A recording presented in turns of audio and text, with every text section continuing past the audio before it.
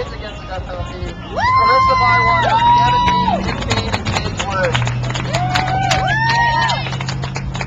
And Jasmine Scott.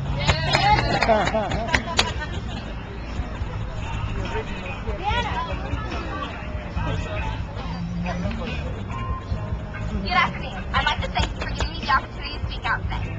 I'm Secretary and Committee Chair KABT. KABT is an acronym for Kids Against the Death Penalty. We are an organization dedicated to ending the death penalty across the United States. Yes, we are kids, but we know that the murder of any kind is wrong. That includes state-sanctioned murder.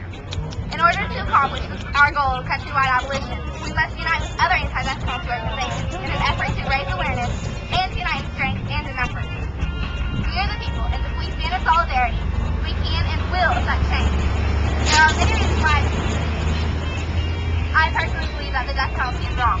A lot of people bring the Bible in as a reasoning for the death penalty.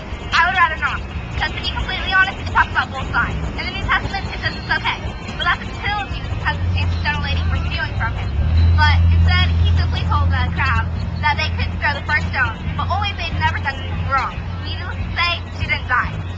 Now, I'm sure that you've heard this 1,000 times, but my number one reason why I'm against the death penalty is because it deprives children of their best friends, either their mom or their dad. In addition to the fact that I was chosen to speak on behalf of KABT, I'm also a friend and supporter of Jeff Wood and his daughter Paige. I've seen firsthand what Paige has been through, and there are no words to describe the pain and the loneliness that the kids of the death row inmates go through. I'd like to ask you a few, I guess you call them heartwarming questions. First, can you imagine what it's like to avoid death? To know the year, month, beyond to the very day that you're about to die? Nope, I didn't think so. Can you imagine looking into the eyes of your loved ones and telling them that it's time for you to go? Can you imagine listening to your little girl ask you when you're about to come home, fumbling for the correct answer? It must be heartbreaking to see her tears fall from her little face that at one point was filled with hopes and dreams of getting to hug her dad again. Now, if we're punishing the man for taking the life of another man, then who are we to blame for taking the life of a little girl? Can you imagine eating your last meal? You may choose your favorite meal in the whole world, but it still wouldn't be fulfilling to your taste buds because you know that you're going to die and that your little girl is going to grow up in the world without her best friend, her dad. You can replace a lot of things in life, but you can't replace your dad. Can you imagine walking into what might as well be known as the death room and looking over your shoulder to see your little girl crying her eyes out, and before they even inject the drugs into your bloodstream, you're dead. Your life is over. Now, I know for a fact that even in my wildest dreams, I wouldn't be able to imagine any of these things. People may think that the death penalty solves all the problems, but it doesn't. And it's not up to us to condemn people to death. In the Declaration of Independence, we all have 3 unalienable rights: life, liberty, and the pursuit of happiness. All 3 of these unalienable rights are taken away from us with the death row. How do you think our founding fathers would act if they saw us treating people like this? If I were them, I'd feel like all of my hard work has gone down the drain. Well, anyways, I'd like to thank you again for allowing me to speak. I'd like to thank you for supporting House Bill 304 and standing out here and doing the march with us. And 2267, because it's just really cool that y'all came out.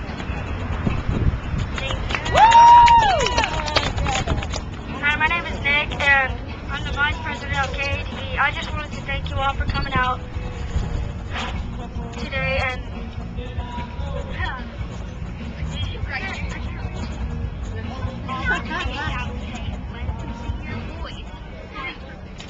lending your voice in support of House Bill 2267. With your help, we can make a difference for the Law Party's families.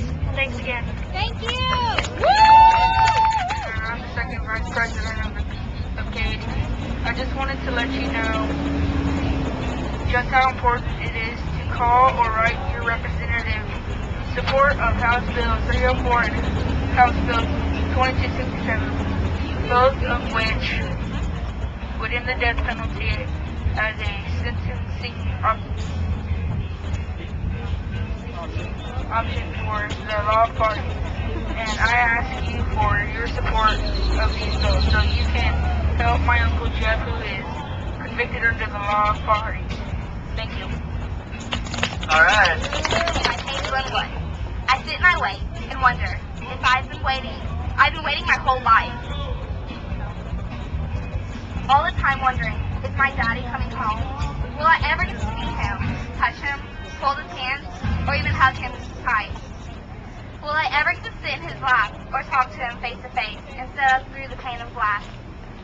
That messes up my brain. Sometimes at night I find myself waiting by the door, just hoping that this is all a bad dream, and he will simply walk through the door. I need him to tuck me in and ask me about my day.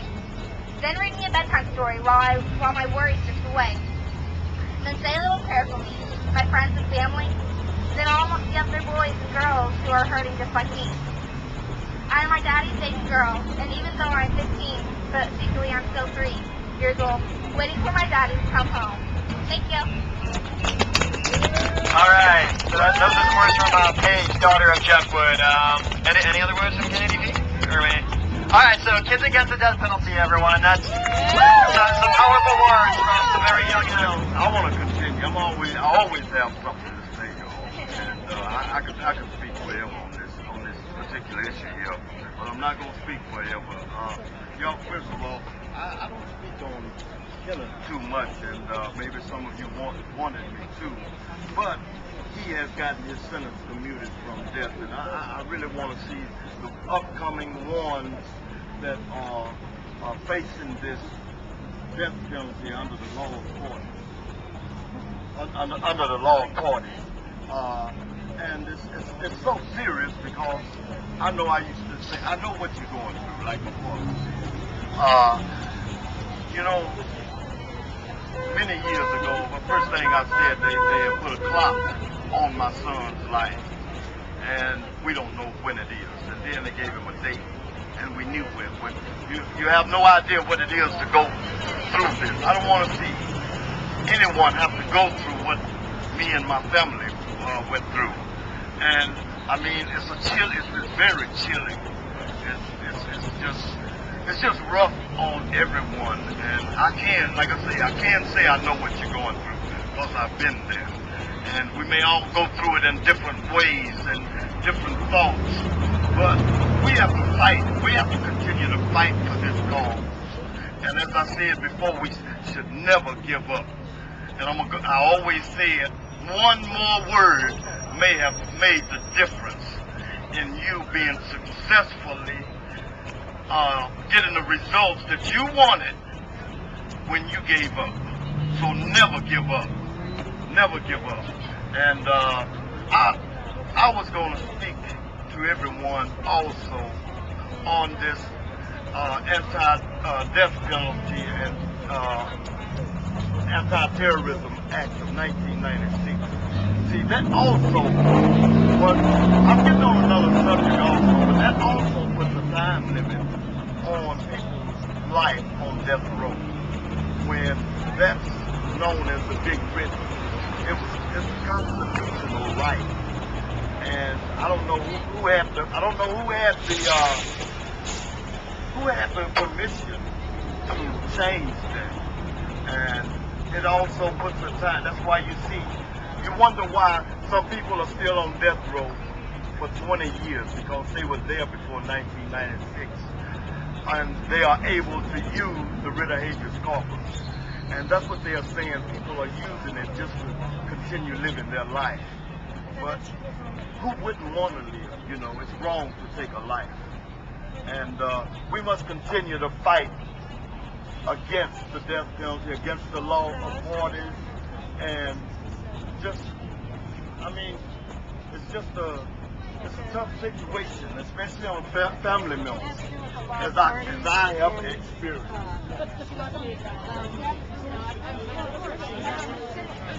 God's taking a picture of you. And so the whole, the biography, I didn't quite get the point of the should like name.